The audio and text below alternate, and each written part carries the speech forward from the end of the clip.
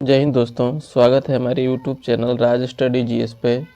दोस्तों, इस वीडियो में हम इतिहास के बहुत ही महत्वपूर्ण प्रश्न देखेंगे जो कि आने वाले सभी एग्ज़ामों के लिए काफ़ी फ़ायदेमंद होगा। तो चलिए शुरुआत करते हैं पहले प्रश्न से। पहला प्रश्न है कि किस वेद में प्राचीन वैदिक युग की संस्कृति के बारे में सूचना दी गई है। तो इसका राइट आंसर है option number A, Rigveda. Rigveda में प्राचीन वैदिक युग की संस्कृति के बारे में सूचना दी गई है। ऋग्वेद के बारे में हम देखेंगे तो ऋग्वेद सबसे प्राचीन वेद है और इसमें 10 मंडल और 1028 सूक्त हैं। यजुर्वेद के बारे में हम देखेंगे तो यह गद्य एवं पद दोनों में शामिल है। सामवेद के बारे में देखेंगे तो इसको भारतीय संगीत का जनक कहा जाता है। भारतीय संगीत का इसे जनक कहा जाता है। और अथर्ववेद के बारे में देखेंगे तो इसमें जादू टोना और तंत्र मंत्र जैसी विद्याओं का भी वर्णन किया गया है और यह सबसे न्यू मतलब नया वेद है, जबकि सबसे प्राचीन वेद ऋग्वेद है। नेक्स्ट देखते हैं कि मिलिंद पन्हो राजा मिलिंद और किस बौद्ध भिक्षु के मध्य संवाद के रूप में है। तो इसका राइट आंसर है ऑप्शन नंबर ए, नागसेन और राजा मिलिंद के बीच जो है संवाद का रूप ही मिलिंद पन्हो है। तो इसका राइट आंसर है ऑप्शन नंबर ए। नेक्स्ट है कि निम्नलिखित में से किसकी तुलना मैकियावेली के प्रिंस से की जा सकती है। तो इसका राइट आंसर है ऑप्शन नंबर ए, कालिदास का मालविकाग्निमित्र। कालिदास का मालविकाग्निमित्र को जो तुलना है मैकियावेली के प्रिंस से की जा सकती है। कालिदास की अन्य रचनाएं हैं जैसे मेघदूतम है। नेक्स्ट देखते हैं कि कौटिल्य के अर्थशास्त्र में किस पहलू पर प्रकाश डाला गया है। तो इसका राइट आंसर है ऑप्शन नंबर बी, राजनीतिक नीतियों पर। कौटिल्य के अर्थशास्त्र में राजनीतिक नीतियों पर प्रकाश डाला गया है और कौटिल्य के बारे में हम देखेंगे तो यह चंद्रगुप्त मौर्य के मंत्री थे। इनका अन्य नाम जैसे कि विष्णुगुप्त भी था। नेक्स्ट देखेंगे कि कल्हड़ की पुस्तक का नाम क्या है। तो इसका राइट आंसर है ऑप्शन नंबर डी, राजतरंगिणी। कल्हड़ के पुस्तक का नाम राजतरंगिणी है, जिसमें कश्मीर के इतिहास के बारे में जानकारी दी गई है। अर्थशास्त्र पुस्तक के लेखक कौन हैं? तो कौटिल्य हैं, जिन्हें चाणक्य भी कहा जाता है, कौटिल्य हैं। और इंडिका की पुस्तक के लेखक मेगास्थनीज है। यह मेगास्थनीज जो है भारत आने वाला पहला विदेशी यात्री था और यह सेल्यूकस निकेटर का राजदूत था जो चंद्रगुप्त मौर्य के दरबार में भारत आया था। नेक्स्ट देखते हैं कि अष्टाध्यायी किसके द्वारा लिखी गई पुस्तक है। तो इसका राइट आंसर है option number B, Panini. Ashtadhyayi पुस्तक के लेखक पाणिनि हैं। यदि वेद व्यास के बारे में देखेंगे तो यह महाभारत के लेखक हैं वेद व्यास। नेक्स्ट देखते हैं कि कालिदास द्वारा रचित मालविकाग्निमित्रम नामक नाटक का नायक कौन था। तो इसका राइट आंसर है option number C, Agnimitra.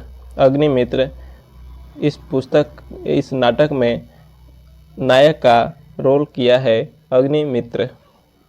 Next देखते हैं कि हर्षचरित्र किसके द्वारा लिखी गई थी।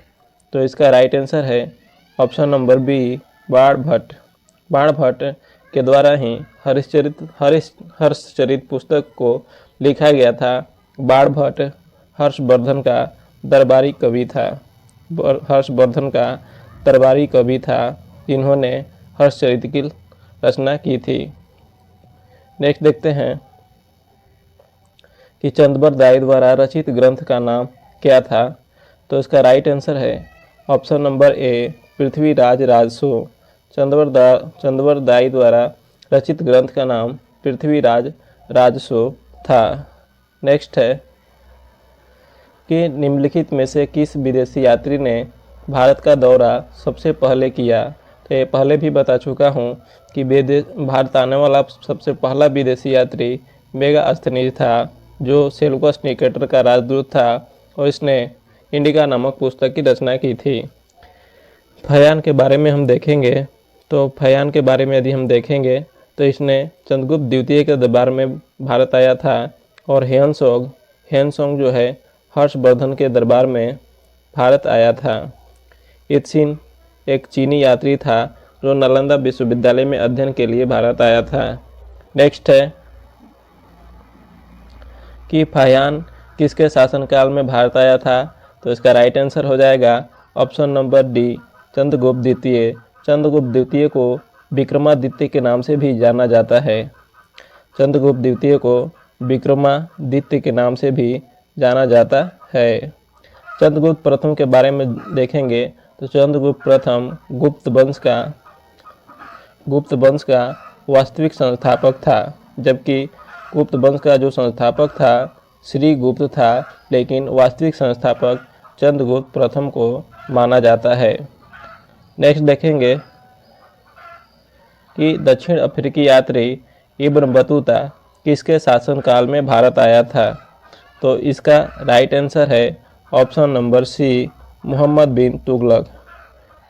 इब्न बतूता जो है मोहम्मद बिन तुगलक के शासनकाल में भारत आया था और मोहम्मद बिन तुगलक के बारे में हम देखेंगे तो दिल्ली सल्तनत का सबसे शिक्षित शासक था, लेकिन इसकी जो भी नीतियाँ थीं वो अशिक्षित जैसी थी, जैसे कि अपनी राजधानी को दिल्ली से दौलताबाद स्थानांतरित करना और पुनः दौलताबाद से दिल्ली को स्थानांतरित करना।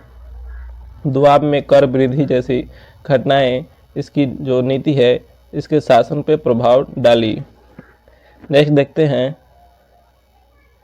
कि भारतीय पुरातत्व सर्वेक्षण की स्थापना कब हुई थी। तो इसका राइट आंसर है ऑप्शन नंबर डी 1861 में। भारतीय पुरातत्व सर्वेक्षण विभाग की स्थापना 1861 में कनिंघम के द्वारा की गई थी और भारतीय पुरातत्व सर्वेक्षण विभाग का जनक भी कनिंघम को माना जाता है। और जो भारतीय पुरातत्व विभाग जो है यह संस्कृति मंत्रालय के अंतर्गत आता है। तो ऐसे भी प्रश्न पूछ लिया जाता है कभी कभी कि भारतीय पुरातत्व सर्वेक्षण जो है किस मंत्रालय के अंतर्गत आता है, तो वो है संस्कृति मंत्रालय। नेक्स्ट है कि निम्नलिखित विद्वानों में से हड़प्पा सभ्यता का सर्वप्रथम खोजकर्ता कौन था।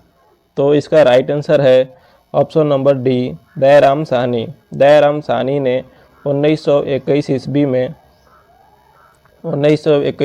में हड़प्पा शहर की खोज की थी, जो कि रावी नदी के किनारे स्थित है। इसकी खोज जो है 1921 ईस्वी में दयाराम साहनी के द्वारा किया गया था।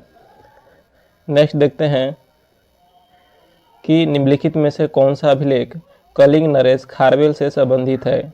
तो इसका राइट आंसर है ऑप्शन नंबर ए हाथी गुफा अभिलेख। हाथी गुफा अभिलेख जो है कलिंग नरेश खारवेल से संबंधित है। जो कलिंग नरेश खारवेल था जो वह चेदी वंश का राजा था और इसी से संबंधित है हाथी गुफा अभिलेख। और यह उड़ीसा के रत्नागिरी पर्वत पर यह गुफा जो है स्थित है। नेक्स्ट देखते हैं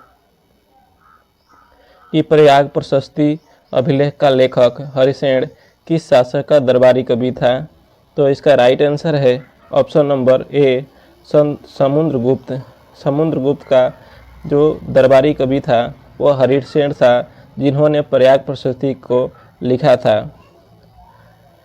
कनिष्क के बारे में देखेंगे तो इसके समय बौद्ध धर्म की जो चौथी जो संगति हुई थी कुंडलवन कश्मीर में, इसी के समय कनिष्क के समय ही हुई थी।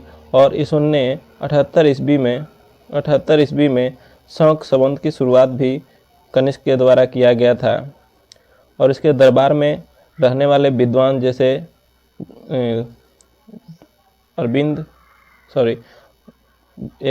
अश्वघोष थे। इसके दरबार में रहने वाले विद्वान अश्वघोष थे, जिन्होंने बुद्ध चरित्र की रचना किए थे। नेक्स्ट देखेंगे कि सती प्रथा का पहला पुरातात्विक उल्लेख कहाँ मिलता है। तो इसका राइट आंसर है ऑप्शन नंबर सी, एरण अभिलेख से।